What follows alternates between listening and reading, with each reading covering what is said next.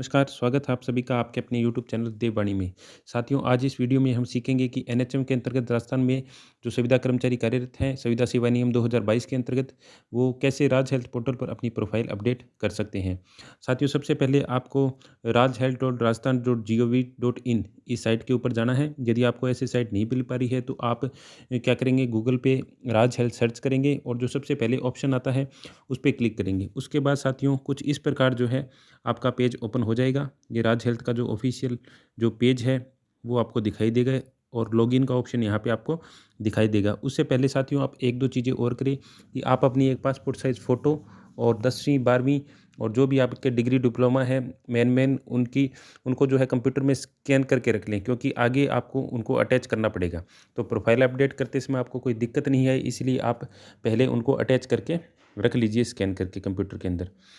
उसके बाद साथियों आप क्या करेंगे, यदि आप पहली बार अपनी प्रोफाइल अपडेट कर रहे हैं तो ये जो क्रिएट पासवर्ड का ऑप्शन आपको दिखाई देगा, आपको उस पे क्लिक करना है।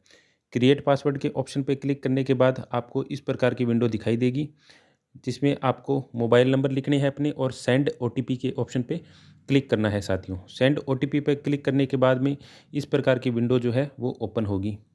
इसमें enter OTP, enter new password, confirm password और सिक्योरिटी कोड ये ऑप्शन आपको मिलेगा। आपको जो आपके मोबाइल में ओटीपी प्राप्त हुआ है वो ओटीपी एंटर करना है। उसके बाद में आपको अपनी मर्ज़ी से कोई भी पासवर्ड बनाना है और उसी पासवर्ड को नीचे कन्फर्म करना है। फिर आपको सिक्योरिटी कोड लगाने हैं और क्रिएट पासवर्ड पे क्लिक करना है साथियों। क्रिएट पासवर्ड पे क्लिक करते ही आपके पासवर्ड जो है वो जनरेट हो जाएंगे। उसके बाद में आपको पुनः लॉगिन के ऑप्शन पे आना है और अब आपको अपने मोबाइल नंबर और जो पासवर्ड आपने बनाया है वो लगाकर और कैप्चा कोड लगाकर लॉगिन करना है साथियों। लॉगिन करने के बाद स्क्रीन पर जो है आपकी प्रोफाइल कुछ इस प्रकार से डिस्प्ले हो जाएगी। ये जो प्रोफाइल आप देख पा रहे हैं, इस प्रकार की प्रोफाइल जो है डिस्प्ले हो जाएगी। कुछ डिटेल्स जो है आपकी प्रोफाइल में ऑलरेडी फीड की हुई मिलेगी आपको। आपको उस डिटेल को मैच करना है कि वो सही है या नहीं है। कुछ डिटेल हो सकता है कि आपको ऑलरेडी फ्रीज मिले, तो उन डिटेल को आप अपने आप से एडिट नहीं कर पाओगे, चाहे वो सही है या गलत है। उसको फिर आपको डीडीओ के माध्यम से सही करवाना पड़ेगा। और बाकी जो डिटेल खाली होगी वो सारी डिटेल जो है आपको फ़िल करनी है। आप वो डिटेल फ़िल किस प्रकार से करेंगे मैं आपको बताता हूँ। आप जब लेफ़्ट साइड में देखेंगे तो यहाँ आपको प्रोफ़ाइल के लेफ़्ट साइड में 3 ऑप्शन मिलेंगे, डैशबोर्ड, प्रोफ़ाइल और यूटिलिटी का। तो प्रोफ़ाइल ऑप्शन में आपको जाना है और उसमें व्यू और एडिट 2 ऑप्शन मिलेंगे। यहाँ पर साथियों जो आप देख पा रहे हैं प्रोफ़ाइल, व्यू और इसके नीचे एडिट का ऑप्शन है। आपको एडिट के ऑप्शन पे क्लिक करना है साथियों। जैसे ही आप एडिट के ऑप्शन पे क्लिक करेंगे, कुछ इस प्रकार की विंडो जो है ओपन हो जाएगी, जिसमें ये सारे ऑप्शन आपको मिलेंगे। Personal details, qualification, service details, pay and bank details, family details, nominee detail और डिक्लेरेशन। ये सारे ऑप्शन जो आपको दिखाई दे रहे हैं साथियों, ये सारी डिटेल हमें फ़िल करनी है इसके अंदर। सबसे पहले हम जाएँगे पर्सनल डिटेल के अंदर। पर्सनल डिटेल में साथियों वही है, सबसे पहले आपको अपना नाम, डेजिग्नेशन वगैरह और कुछ डिटेल जो है इसमें ऑलरेडी भरी हुई मिलेगी और मोबाइल नंबर आपके यहाँ पे शो हो रहे होंगे। हमें एम्प्लॉयमेंट टाइप यहाँ से फिल करना है। ध्यान दीजिए जो स्टार मार्क किए हैं उनको भरना कंपल्सरी है। जहाँ पे स्टार मार्क किया हुआ नहीं है और आपको समझ में नहीं आ रहा तो आप उसे खाली भी छोड़ सकते हैं। एम्प्लॉयमेंट टाइप जब आप इस पे सेलेक्ट करेंगे साथियों, ये जो तीर का निशान आपको दिखाई दे रहा है, जब आप इसको क्लिक करेंगे तो नीचे एक लिस्ट ओपन हो जाएगी, जिसमें एम्प्लॉयमेंट टाइप के कई सारे ऑप्शन दिए हुए होंगे। Accounts, doctor, group D, IT, legal, managerial, ministerial, nursing, paramedical, pharmacy, इस प्रकार कई सारे ऑप्शन दिए हुए होंगे साथियों। आपको अपनी पोस्ट के हिसाब से जो भी आपका एम्प्लॉयमेंट टाइप बनता है, जैसे मान लीजिए आप डीओ हैं तो आप आईटी से हैं तो आपको आईटी चूज़ करना है। इसके अलावा अगर मान लीजिए आप डीपीएम, बीपीएम या अन्य किसी मैनेजरियल पोस्ट पर हैं तो आपको मैनेजरियल सेलेक्ट करना है और यदि आप नर्सिंग कैडर वगैरह के हैं तो आपको नर्सिंग सेलेक्ट करना है। इस प्रकार साथियों यदि किसी को एम्प्लॉयमेंट टाइप अपना पता नहीं है तो वो अपने डीडीओ से संपर्क करके अपना एम्प्लॉयमेंट टाइप पहले पूछ ले और उसके हिसाब से सेलेक्ट करें।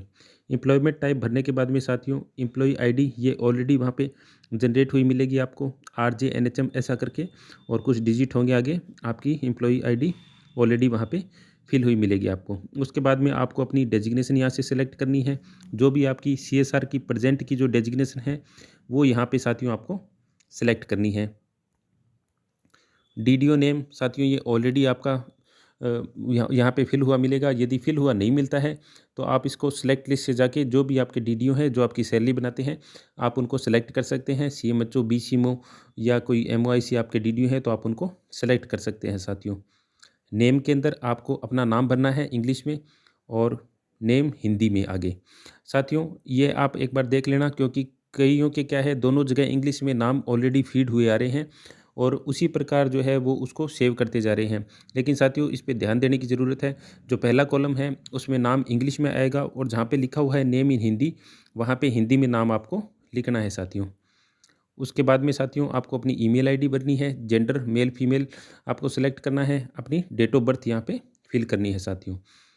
मोबाइल नंबर आपके ऑलरेडी यहाँ पे वेरीफाई हुए मिलेंगे। मैरिटल स्टेटस भरना है आपको, मैरिड अनमैरिड, और अपना ब्लड ग्रुप भरना है साथियों। ये साथियों आपकी पर्सनल डिटेल है सारी। और आगे पोस्टेड एट, ये हो सकता है ऑलरेडी सेलेक्ट नहीं आए तो आपकी जहाँ भी पोस्टिंग है वो प्लेस आपको इसमें सेलेक्ट करना है साथियों। ज़्यादातर ऑप्शन इसमें सेलेक्ट करने वाले ये साथियों, आपको केवल अपनी सही डिटेल सेलेक्ट करनी है इसके अंदर। इज ऑन डेपुटेशन लिखा हुआ है, इसको नो रहने देना आप। और वर्किंग एट ये भी ऑलरेडी फिल आएगा, नहीं तो आप सेलेक्ट करके इसको भर सकते हैं कहाँ पे आप वर्तमान में किस स्थान पे आप वर्क कर रहे हैं, वो आपको सेलेक्ट करना है यहाँ पे। होम डिस्ट्रिक्ट स्टेट, यहाँ पे आपको अपनी स्टेट सेलेक्ट करनी है, डिस्ट्रिक्ट सेलेक्ट करना है। उसके बाद में आपको अपना प्रेजेंट एड्रेस जो है वो फिल करना है साथियों। ध्यान से आप अपना सही जो एड्रेस है वो फिल करें, अपने पिन कोड नंबर भरें और अपना डिस्ट्रिक्ट यहाँ से सेलेक्ट करें। उसके बाद में साथियों नीचे दिया हुआ है सेम एज प्रेजेंट एड्रेस और परमानेंट एड्रेस बनना है। अगर आपका परमानेंट एड्रेस आपके प्रेजेंट एड्रेस के इक्वल ही है तो आपको ये टिक कर देना है और वो ऊपर वाला ऑटोमेटिक कॉपी हो जाएगा। अगर आपका परमानेंट एड्रेस अलग है तो आप इसमें अलग भी भर सकते हैं। बाकी डिटेल वही है, पिन कोड, डिस्ट्रिक्ट और इमरजेंसी नंबर। इसमें आपको अपने नंबर के अलावा कोई इमरजेंसी कॉन्टैक्ट नंबर देने हैं, जिसमें आप अपनी वाइफ, हस्बैंड, फादर, मदर किसी के भी इमरजेंसी कॉन्टैक्ट नंबर इसमें दे सकते हैं। प्रान नंबर, यदि आप एनपीएस यूज़ कर रहे हैं तो आप इसमें प्रान नंबर फिल कर दें, यदि आप नहीं कर रहे तो आप इसको खाली भी छोड़ सकते हैं। कोटा टाइप में साथियों इसमें कई प्रकार के कोटे जो हैं दिए हुए हैं, जैसे डाइवोर्सी, एक्स सर्विसमैन वगैरह, स्पोर्ट्स पर्सन, ये सब कोटा दिया हुआ है। अगर आप में से कोई किसी कोटे में है तो वो इसको सेलेक्ट कर सकता है साथियों। उसके बाद में साथियों ये सबसे इम्पोर्टेंट है, अपडेट का बटन है नीचे। आप जैसे ही सारी डिटेल फिल कर लेते हैं एक बार उसको चेक कर लें और उसके बाद में इस अपडेट बटन पे क्लिक कर दें। यदि आप अपडेट पे क्लिक नहीं करते हैं साथियों तो आपकी प्रोफाइल अपडेट नहीं होगी, डाटा सेव नहीं होगा, इसलिए अपडेट करना ज़रूरी है। उससे पहले साथियों मैं आपको ये और बता दूं कि यहाँ पे एम्प्लॉय फ़ोटो का एक ऑप्शन है। यहाँ पे चूज़ फाइल करके जो आपने कंप्यूटर में ऑलरेडी अपनी पासपोर्ट साइज़ फ़ोटो स्कैन करके रख रखी है वो यहाँ पे अटैच करनी है। साइज़ वगैरह आप थोड़ा सेट कर लेना। यहाँ पे व्यू पे क्लिक करके आप उस फ़ोटो को देख भी सकते हैं। ठीक है साथियों, लास्ट में आपको अपडेट करना है सारी डिटेल भरने के बाद में, फ़ोटो अपलोड करने के बाद में। अपडेट करते ही आपका फ्रंट पेज जो है पर्सनल डिटेल वाला वो अपडेट हो जाएगा। उसके बाद में आपको साथियों दूसरे ऑप्शन पे जाना है, क्वालिफ़िकेशन वाले पे। आप जैसे ही क्वालिफ़िकेशन वाले ऑप्शन पे जाओगे उसके बाद में वो आपसे कई सारी डिटेल आपकी क्वालिफ़िकेशन से रिलेटेड जो है वो मांगेगा कि आपकी क्या-क्या क्वालिफ़िकेशन जो है। साथियों आपको क्या करना है, सबसे पहले ये जो click click on add for add details, add का ऑप्शन जो क्वालिफ़िकेशन वाले पे है, ये प्लस वाला निशान जो दिया हुआ है ऐड करके यहाँ पे आपको टिक करना है। ये टिक करने के बाद एक विंडो ओपन होगी, उसमें आपसे आपका क्वालिफ़िकेशन टाइप पूछेगा। उसमें आपको 10वीं 12वीं बीए, यूजी, पीजी जो भी आपकी क्वालिफ़िकेशन टाइप है वो फिल करनी है। फिल करने के बाद में वो पासिंग ईयर भरना है, उसमें कौन से साल में आपने पास किया है। फिर आपके सर्टिफिकेट या डिग्री के नंबर भरने हैं, आपका इंस्टीट्यूट का नाम भरना है कि कौन से इंस्टीट्यूट से आपने की है, बोर्ड यूनिवर्सिटी का नाम भरना है। और उसके बाद में आपको चूज़ फाइल का एक ऑप्शन दिखाई देगा, जिससे आपको चूज़ करके और जो भी आप जिस भी डिग्री या डिप्लोमा की डिटेल भर रहे हैं वो उसमें साथ में अटैच भी करना पड़ेगा साथियों। और ऐसे ऐड बटन पे क्लिक करके आप एक के बाद अपनी सारी क्वालिफ़िकेशन एक के बाद एक इसमें फिल कर सकते हैं साथियों। ठीक है साथियों, तो इस प्रकार क्वालिफ़िकेशन जो है आपकी ऐड हो जाएगी। इस ऐड ऑप्शन पे क्लिक करना है और उसके बाद में आपको कंटिन्यूएशन में 10वीं 12वीं यूजी पीजी ये सारी जो आपकी क्वालिफ़िकेशन है वो डिटेल भरनी है। ऑप्शन आपको मैंने बता दिए हैं। क्वालिफ़िकेशन टाइप का ऑप्शन आएगा, उसके बाद में पासिंग ईयर भरना है, सर्टिफिकेट डिग्री का नंबर भरना है, इंस्टीट्यूट का नाम भरना है, बोर्ड यूनिवर्सिटी का नाम भरना है और उसके बाद में जो है आपको अपनी डिग्री अटैच करनी है वहाँ पे। ठीक है साथियों, उसके बाद में साथियों अगला ऑप्शन आएगा सर्विस डिटेल का। ये सर्विस डिटेल वाला साथियों जो ऑप्शन आ रहा है, इसके अंदर काफ़ी सारे साथी जो है कन्फ्यूज़ हो रखे हैं। तो ये थोड़ा-सा आप ध्यान से सुनना और इसको भरना भी आप अच्छे से।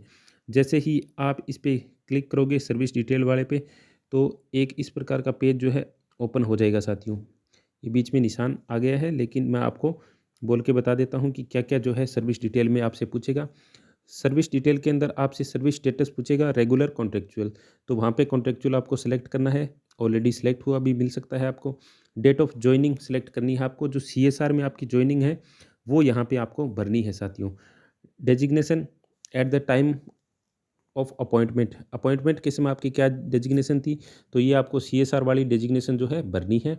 नीचे अपॉइंटमेंट बाई का ऑप्शन आएगा। अपॉइंटमेंट बाई के ऑप्शन में साथियों आपको इसके अंदर डिपार्टमेंट सेलेक्ट करना है। ठीक है साथियों?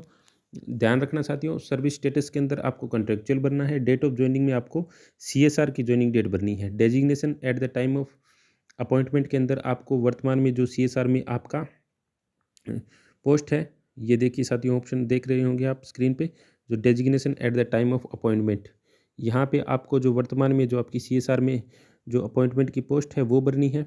उसके बाद में साथियों